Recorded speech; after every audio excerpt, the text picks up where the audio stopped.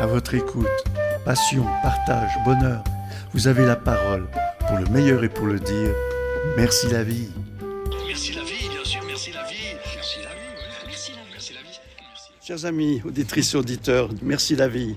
Merci la vie aujourd'hui spécialement parce que je ressors d'une réunion avec notre ami Raja Gopal. Ça vous dit quelque chose? Ces grandes marches, on en a déjà parlé. Et là, je suis avec un ami. Il va se présenter parce qu'il fera bien mieux que moi encore. Salut Benjamin. Salut, alors moi c'est Benjamin Joyeux, je suis on va dire activiste pour l'écologie, également élu au conseil régional dans l'opposition, mais surtout membre du CRHA. Et le CRHA, ça veut dire Citoyens Résistants d'hier et d'aujourd'hui. C'est une très chouette association qui existe à Thoranglières et qui organise chaque année au week-end de la Pentecôte, dernier week-end de mai, premier week-end de juin, un grand rassemblement des résistances d'hier et d'aujourd'hui sur le plateau des Glières, où il y a toujours plein d'invités chaque année. Et donc, en 2026, on va essayer de maintenir et de continuer à organiser ça. C'est un beau moment de convergence de toutes les associations et de tous les gens qui luttent pour un monde pacifique et non violent. Et donc, rendez-vous en mai 2026 pour le prochain rassemblement du CRHA. Alors là, on sort d'une réunion où il y avait une vingtaine de personnes. Qu'est-ce que tu penses un petit peu de cette dynamique? Parce que Jay Jagat, on en a beaucoup parlé quand il s'agit de marches, etc. Mais là, il semblerait qu'on ouvre aussi sur d'autres territoires. Alors là, l'idée quand même qui est sortie de cette réunion, c'est de relancer tout le réseau international autour de Jay Jagat pour notamment essayer de préparer, ça c'est une idée de Raja Gopal, un grand forum sur la paix qui aurait lieu en lien avec le prochain forum social mondial qui aura lieu en août 2026 à Cotonou au Bénin. Donc ce ne sera pas facile pour tout le monde d'aller au Bénin, évidemment, vu le prix des billets d'avion.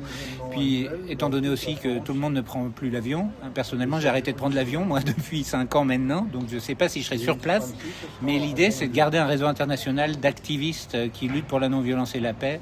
On voit ce qui se passe à Gaza, on voit ce qui se passe au Soudan, on voit ce qui se passe en Ukraine et ailleurs.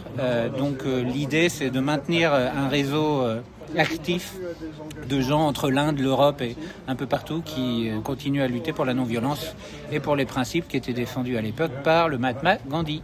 Alors non-violence, c'est un nom un peu bizarre quand même, parce que ce sont deux négations. Ouais.